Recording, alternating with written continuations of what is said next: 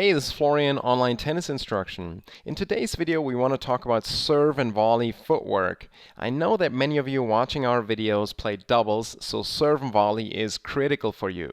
And even if you play singles, I do believe that you should try to at least throw in serve and volley as a surprise tactic every now and then, because that way you will keep your opponents honest on the return of serve so that they can't just float that return of serve. Alright, so let's talk about footwork when you're serve and volleying. Now obviously footwork is absolutely crucial if you want to be a great serve and volleyer, and this is where a lot of mistakes happen. You have to make sure you use your feet correctly so that you can get into the court and that you can be in a great position for that all-important first volley. So the basic model here is to land on your left foot slightly inside the court and then come around with the right foot for a big step forward. Let's take a look at that again. Right here you can see I'm tossing into the court and now I'm landing on that left foot inside the court. From here I push off for a relatively big step forward with that right foot and then again another big step forward with that left foot. Now these two steps are absolutely crucial, and the idea is to sprint to the net, and you really need to push off and cover some ground with these steps. A lot of players forget that. They hit that serve and then move forward a little too hesitant. Okay, so these have to be explosive steps forward where you cover a lot of ground. So now I take another big step forward with that right foot, but it's not quite as explosive anymore, and I'm slowing down now because I have to get ready to react for the next ball.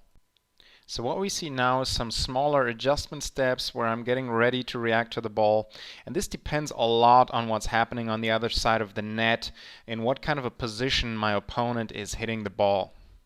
So at times I may come down with both feet at the same time, usually only the toes of course because I want to keep moving forward, but then at other times when I have both feet in the air I may already realize which way I need to go, and then I'll just bring down one foot, push off in the other direction instead of bringing both feet down in the split step.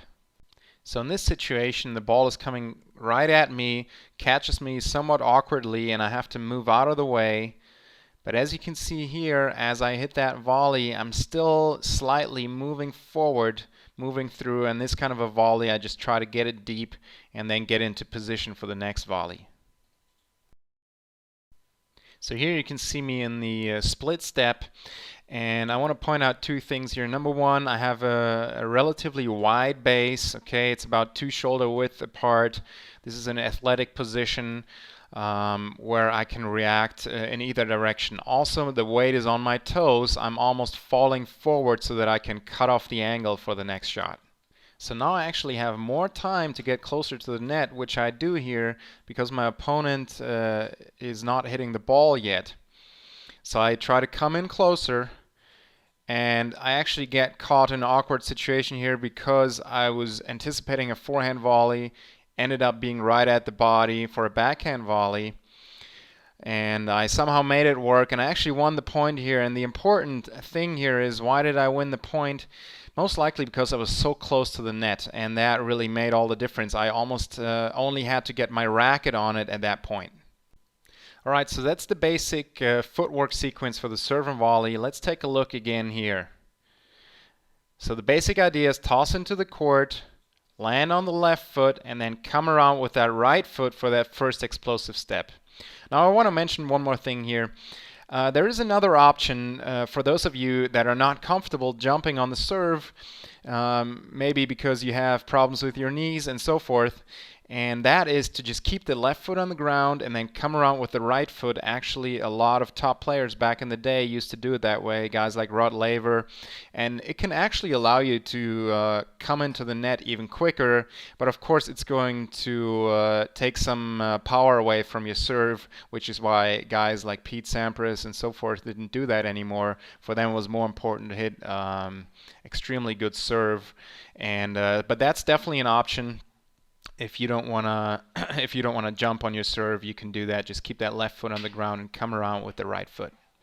Then we need another 1 or 2 explosive steps forward to make sure that we sprint to the net and come in, cover a lot of ground. Then we either see a split step where we can land on both feet right away, or we can land on just one foot if we see the direction in which the ball is coming. Or we may see, like in this case, a few smaller adjustment steps before that split step, but the idea now is to get ready for that first volley. Then we try to move through the volley as much as possible. Of course, depends a lot on how the ball is coming at us. But the idea is to keep moving through. You may have to do a split step before, as mentioned, but then you move through, you keep moving in, and try to get as close as possible once again for the second volley. Now, you need to split step approximately by the time your opponent hits the passing shot so that you can react in both directions.